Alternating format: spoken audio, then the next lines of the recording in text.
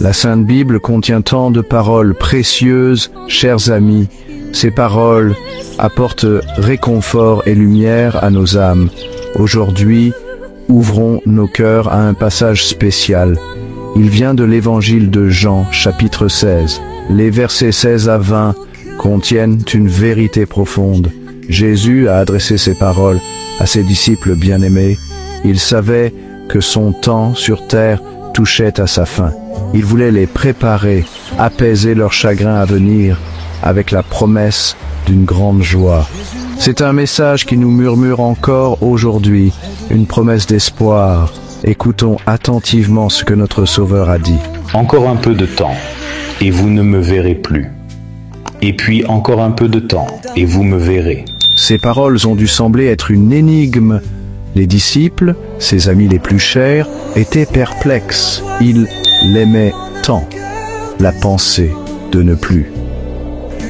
Le voir remplissait leur cœur d'une ombre, mais Jésus, dans son amour infini, connaissait leur cœur. Il connaissait leur confusion et leur douleur à venir. Il connaissait aussi la joie glorieuse qui suivrait. Il parla ensuite de leur tristesse et de la réaction du monde. En vérité, je vous le dis, vous pleurerez et vous vous lamenterez. Mais le monde se réjouira. Imaginez leur visage, mes chers, en entendant cela. Cela a dû peser lourdement sur leurs esprits. Comment pouvaient-ils trouver de la joie alors que le monde se réjouissait de leur perte? Pourtant, Jésus leur a offert une lueur d'espoir. Vous serez dans la tristesse, mais votre tristesse se changera en joie. C'est le cœur de son message, une belle transformation. Cette promesse est comme une petite graine de lumière plantée dans l'obscurité. Elle nous dit que même dans notre plus profonde tristesse, la joie peut fleurir. Jésus comprenait si bien les cœurs humains. Il savait que les adieux sont difficiles, comme un froid d'hiver. Mais il savait aussi que le printemps suit toujours, apportant chaleur et vie nouvelle. Ces paroles étaient une préparation pour les disciples. Elles étaient aussi un cadeau intemporel pour nous tous. Un rappel que l'amour de Dieu peut transformer toute tristesse en un chant de joie. Imaginez une soirée paisible, l'air doux et calme. Jésus est avec ses disciples, ses compagnons choisis. Ils ont tant partagé ensemble, marchant sur des routes poussiéreuses, écoutant ses enseignements. Sa présence était leur réconfort, leur étoile directrice. Maintenant, il les regarde avec un amour si tendre dans ses yeux. Il commence à parler de son départ, sa voix douce mais ferme. Il sait que ces paroles seront difficiles à entendre pour eux. Il veut préparer leur cœur à ce qui va arriver, comme un père aimant. Mes chers amis, le moment où je devrais vous quitter approche. On pourrait presque sentir le silence qui s'est abattu sur eux. Pierre, toujours si prompt à parler, a peut-être baissé les yeux vers ses mains. Jean, qui se penchait sur Jésus, a pu ressentir une douleur soudaine dans son cœur. Marie-Madeleine, qui avait reçu tant de grâce, a peut-être senti une larme commencer à perler. Il ne voulait pas imaginer un monde sans lui marchant à leur côté, sa sagesse guidant chacun de leurs pas. Jésus continua, ses mots choisis avec soin, simplement. Je vais vers le Père qui m'a envoyé. Il n'en parlait pas comme d'une fin, mais comme d'un retour. Un voyage vers un lieu de gloire et de lumière. Il essayait de leur peindre une image d'espoir. Il voulait qu'ils comprennent que ce départ était nécessaire. Cela faisait partie du magnifique plan de Dieu. Un plan bien plus grand qu'ils ne pouvaient le voir à ce moment-là. Ils savaient que leur réaction immédiate serait la tristesse, le sentiment d'être abandonnés. Que vos cœurs ne se troublent pas. Leur aurait-il dit, en voyant leur visage? Son regard aurait été plein de compassion. Il voulait leur remonter le moral, même en partageant cette nouvelle. Il les préparait à un changement, un grand changement. Il savait que le changement peut être effrayant, comme entrer dans une pièce inconnue, mais il voulait aussi qu'ils aient confiance confiance en lui et confiance en l'amour du Père. Ces adieux n'étaient pas destinés à les écraser, mais à les préparer à un nouveau commencement, une nouvelle façon de ressentir sa présence. Après que Jésus eut prononcé ces paroles mystérieuses, une vague de confusion submergea les disciples. Ils se regardèrent les uns les autres, leurs visages marqués par l'inquiétude et le doute. « Encore un peu de temps, et vous ne me verrez plus ?» Et puis, encore un peu de temps, et vous me verrez ? Cela ressemblait à une énigme qu'ils ne pouvaient résoudre. Leurs esprits essayaient d'en saisir le sens, mais leur cœur était lourd. C'étaient des hommes simples, des pêcheurs, des collecteurs d'impôts, des disciples dévoués. Ils comprenaient l'amour, la loyauté et les enseignements du Maître sur la bonté. Mais c'était différent. Pierre, toujours impulsif, a pu froncer profondément les sourcils. Que veut-il dire par un peu de temps ? Est-ce qu'il s'en va ? Mais il vient de dire qu'il serait avec nous. Les autres murmuraient entre eux. Thomas, qui avait souvent besoin de voir pour croire, était probablement rempli de questions. Il parle de pleurer et de se lamenter, puis de joie. Comment cela est-il possible ? Leur conversation aurait été un méli-mélo de questions chuchotées, de regards anxieux et de perplexités partagées. Ils étaient comme des brebis qui craignèrent le départ de leur berger. Marie-Madeleine, le cœur si dévoué à Jésus, a pu ressentir une pointe de chagrin familière. Elle avait connu l'obscurité avant qu'il n'apporte la lumière dans sa vie. La pensée de le voir disparaître, même pour un court instant, devait être effrayante. Elle se serait souvenue de sa puissance, de ses miracles, de ses paroles de vie. Pourquoi les quitterait-il maintenant, alors qu'ils avaient tant besoin de lui ? Les disciples l'aimaient profondément. Ses paroles étaient habituellement si claires, comme de l'eau pure. Mais ses mots sur le départ et le retour, la tristesse et la joie, semblaient un mystère voilé. Leur monde tournait autour de Jésus. Il était leur enseignant, leur guérisseur, leur espoir. L'idée qu'il ne soit pas physiquement présent était troublante. Comme si le sol se dérobait sous leurs pieds, ils avaient tout quitté pour le suivre. Leurs espoirs pour l'avenir étaient tous liés à lui. Maintenant, ses paroles sur le départ les remplissaient d'une terreur silencieuse. Ils essayaient d'être courageux, de comprendre. Mais leur cœur humain luttait avec le poids de son annonce. Leurs esprits, incapables de comprendre pleinement le plan divin qui se déroulait devant eux. Jésus, avec son cœur aimant et omniscient, vit leur confusion. Il perçut leurs questions chuchotées et l'anxiété dans leurs yeux. Il ne les gronda pas pour leur manque de compréhension. Au lieu de cela, il les rejoignit là où ils étaient, avec patience et douce grâce. Il savait qu'ils avaient besoin de plus de réconfort, d'un chemin plus clair à travers le brouillard de leurs inquiétudes. Il voulait lever le voile de leur cœur, les aider à voir l'espoir caché dans ses paroles. Il était leur bon berger, les guidant tendrement. « Vous demandez-vous les uns aux autres ce que j'ai dit ?» demanda-t-il gentiment.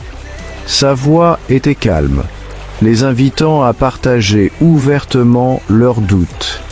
Il savait que « encore un peu de temps et vous ne me verrez plus », et puis encore un peu de temps et vous me verrez, les troublait.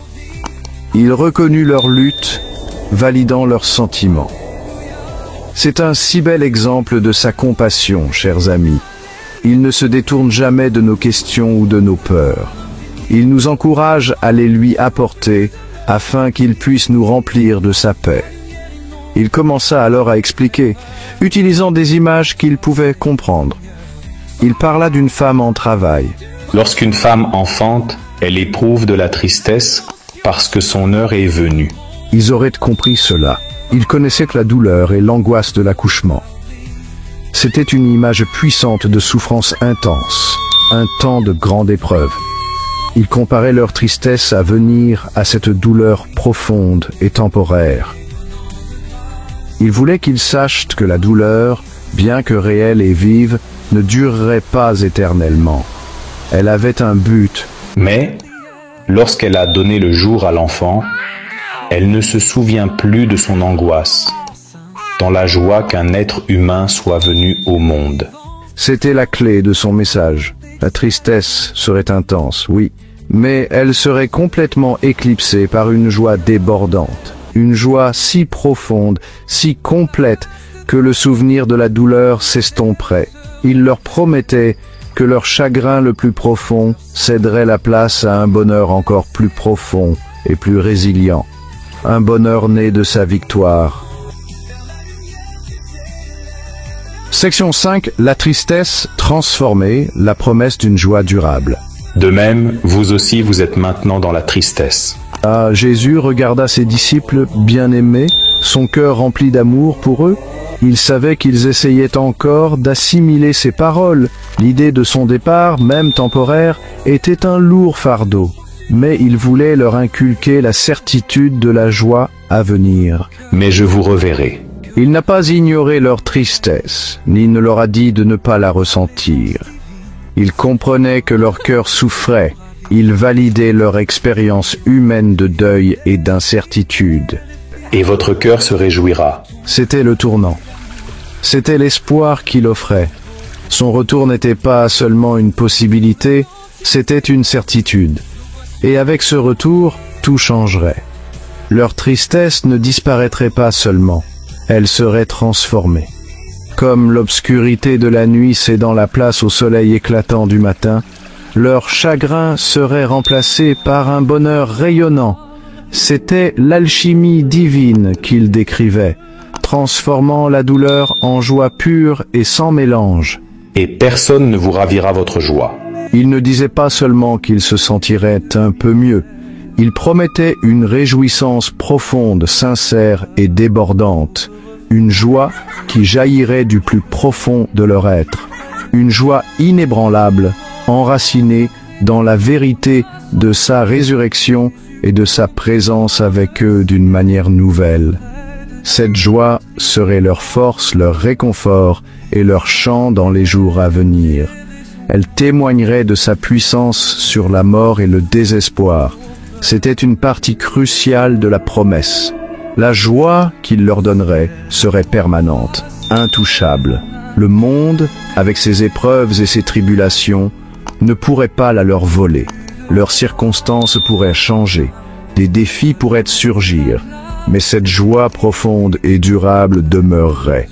C'était un don de sa part, scellé par son amour, une joie qui les soutiendrait et leur donnerait la force de partager son message avec le monde. Les jours qui suivirent Barbe furent un tourbillon de tristesse puis de joie incroyable. Jésus souffrit, mourut, et puis, glorieusement, il ressuscita. Il apparut à ses disciples, calmant leur peur et remplissant leur cœur d'émerveillement. La paix soit avec vous. Il marcha avec eux, parla avec eux et mangea avec eux. Il prouva qu'il était vraiment vivant. Ses paroles antérieures sur la tristesse, se changeant en joie, prenaient maintenant tout leur sens. Leur chagrin avait été immense, mais la joie de le voir ressuscité dépassait tout ce qu'ils auraient pu imaginer. Sa promesse était vraie. Il est vraiment ressuscité. Puis vint le jour de son ascension. Il les conduisit à Béthanie, un lieu familier et cher. Il se tint parmi eux, son visage rayonnant d'une lumière divine. Il leur avait donné ses dernières instructions, sa grande mission de partager son amour avec le monde entier. Allez et faites de toutes les nations des disciples. Il y avait un sentiment de paix, une sérénité profonde dans l'air. Les disciples le regardaient, leur cœur rempli d'un mélange d'émotions, admiration, amour, et peut-être un peu de tristesse pour cet adieu terrestre final. Mais c'était différent maintenant. Ils comprenaient davantage. Ce n'est pas une fin, mais un nouveau commencement. Alors qu'il les bénissait, ses mains étendues dans un geste d'amour infini, il commença à être enlevé d'auprès d'eux. Lentement, majestueusement, il monta au ciel. Pouvez-vous imaginer, chers amis, être témoins d'un tel moment? Leurs yeux auraient été fixés sur lui, le regardant s'élever de plus en plus haut. Regardez, il monte vers le Père. Où la tristesse de la séparation physique était là, oui, mais elle était maintenant mêlée à un sentiment incroyable de sa gloire et de son triomphe. Il retournait vers le Père, sa mission sur terre accomplie. Un nuage, peut-être radieux et magnifique, le déroba à leur regard. Il avait disparu de leur vue terrestre, mais pas de leur cœur. Ce n'était pas une fin, mais une transition glorieuse. Il montait à sa juste place, à la droite de Dieu, régnant en puissance et en gloire. Pour les disciples, ce fut un moment qui scella sa divinité, une confirmation de tout ce qu'il leur avait enseigné. Il était vraiment le Fils de Dieu, le Roi des rois, Seigneur de tous. Alors que Jésus montait, caché par la douce étreinte d'un nuage, les disciples se tenaient là, regardant attentivement vers les cieux. Le cou tendu, leurs yeux scrutaient l'étendue bleue où leur Seigneur avait disparu. Un silence profond a dû les envelopper, rompu seulement par le murmure du vent. À cet instant, une vague d'émotion les a probablement submergés. Il a vraiment disparu de notre vue. Il y avait la tristesse humaine naturelle de se séparer de quelqu'un de si profondément aimé, quelqu'un dont la présence physique avait été leur roc et leur réconfort pendant si longtemps.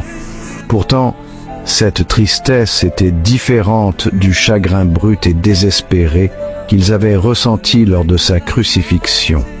Ce chagrin-là avait été sombre, teinté de peur et de désespoir.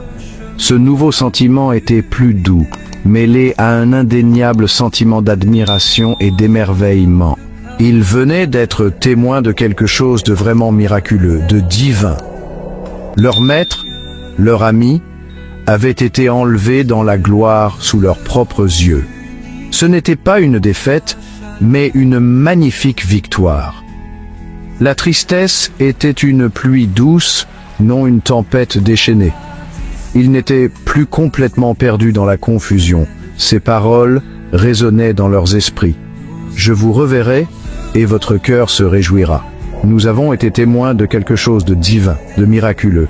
Sa promesse est vraie. Notre tristesse se changera en joie. Ils se souvenaient de sa promesse que leur tristesse se changerait en joie.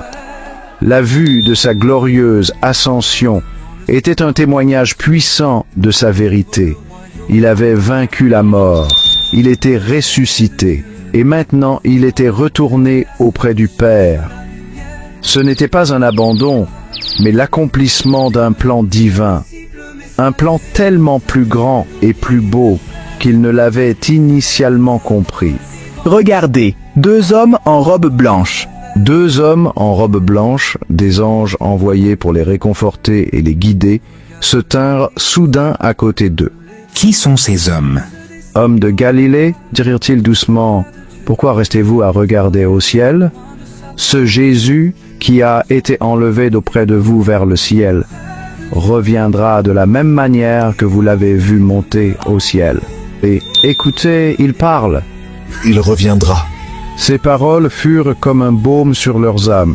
Elles confirmèrent la réalité de ce qu'ils avaient vu et leur donnèrent un espoir futur auquel se raccrocher. Jésus reviendrait. La séparation n'était pas éternelle. Cette assurance commença à planter de nouvelles graines de force et de détermination dans leur cœur. En entendant les paroles des anges, une nouvelle lumière commença à poindre dans le cœur des disciples.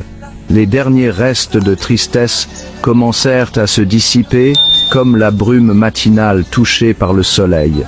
La promesse de Jésus, votre tristesse se changera en joie, s'accomplissait véritablement. Ils se regardèrent, et peut-être pour la première fois depuis son départ, un petit sourire effleura leurs lèvres. Le sens-tu aussi, un nouvel espoir? La confusion qui avait obscurci leurs esprits se dissipait. Les pièces du puzzle se mettaient en place, formant une belle image de l'amour et de la puissance de Dieu. Ils se souvenaient des enseignements de Jésus, de ses paraboles, de sa patience face à leurs questions. Son amour, son sacrifice, sa résurrection, tout prend sens maintenant. Ils se rappelèrent son amour immense, son sacrifice et sa résurrection triomphante.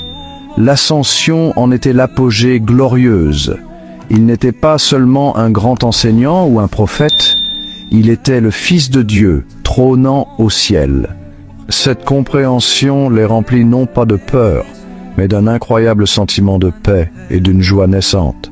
Il est avec nous, même maintenant, en esprit. Leur maître était maintenant dans un lieu d'autorité et de gloire ultime. Pourtant, il était toujours avec eux en esprit. La joie qui commençait à bouillonner en eux n'était pas une émotion passagère. Elle était profonde et résiliente, enracinée dans la vérité de qui était Jésus et de ce qu'il avait accompli. C'était la joie qu'il avait promise, une joie que personne ne vous ravira. Nous avons une mission, un but. Ils ressentirent un sens renouvelé de leur mission. Son dernier commandement, d'être ses témoins jusqu'aux extrémités de la terre, résonnait maintenant avec puissance et clarté. Ils n'étaient plus seulement des disciples en deuil, ils étaient des messagers d'espoir remplis de force. Ils quittèrent le mont des Oliviers et entamèrent leur voyage de retour vers Jérusalem. Leurs pas étaient plus légers maintenant, leur cœur rempli d'une joie discrète mais profonde. La ville entendra parler de sa gloire. La ville qui avait été le théâtre de tant de tristesse et de désespoir allait maintenant devenir le point de départ de la plus grande nouvelle que le monde ait jamais connue. Les disciples portaient en eux la lumière de l'ascension, une lumière qui se répandrait bientôt sur toutes les nations. Leur période de deuil était vraiment terminée. Le temps de la réjouissance et de l'action avait commencé. L'ascension de Jésus ne fut pas seulement un événement dont les disciples furent témoins, ce fut un événement qui les transforma de l'intérieur. La tristesse de son absence physique fut remplacée par la joie puissante de sa présence spirituelle et la promesse de son retour. Cette joie devint le fondement de leur foi et la force motrice de leur mission. Ils n'étaient plus définis par leur confusion ou leur chagrin, mais par l'espérance rayonnante que Jésus avait instillée en eux. Cette joie divine était une source de force. Ils se rassemblèrent à Jérusalem comme Jésus l'avait ordonné, attendant la promesse du Père, le Saint-Esprit. Il y avait une unité nouvelle parmi eux, une compréhension partagée et une attente fervente. Le souvenir de Jésus montant au ciel, sa bénédiction encore chaude sur eux, remplissait leurs prières de gratitude et de louange. Ils comprenaient maintenant que son départ n'était pas la fin de leur relation avec lui, mais le début d'une connexion nouvelle et plus profonde par l'Esprit qu'il enverrait. Cette transformation de la tristesse en joie est un beau témoignage de la fidélité de Dieu, chers amis. Tout comme Jésus l'a promis à ses disciples, il nous promet que nos moments de tristesse peuvent aussi être changés en joie. L'Ascension nous rappelle que Jésus est Seigneur, régnant dans la gloire. Elle nous assure qu'il est avec nous, toujours, jusqu'à la fin des temps, par son Esprit. Elle nous donne l'espoir qu'un jour, il reviendra pour nous, comme les anges l'ont déclaré. C'est un espoir qui ancre nos âmes. Alors, vivons dans la lumière de l'ascension. Portons cette joie dans nos cœurs, sachant que notre Sauveur vit et règne. Partageons son message d'amour et d'espoir avec un monde qui en a si désespérément besoin. Les disciples sont passés de la confusion et de la tristesse à devenir des témoins audacieux et joyeux. Leur expérience nous montre l'incroyable puissance de la foi et la promesse durable de notre Dieu aimant. Puisse leur voyage de la douleur à la joie profonde nous inspirer tous, chaque jour. Plus de froid, plus de faim, seul règne la clarté divine. Près de Dieu, nous marchons sur le chemin illuminé par sa présence, révélant à chaque cœur la pleine paix et la joie éternelle. Près de Dieu, au ciel nous serons unis dans sa chaleur divine. Près de Dieu, où le froid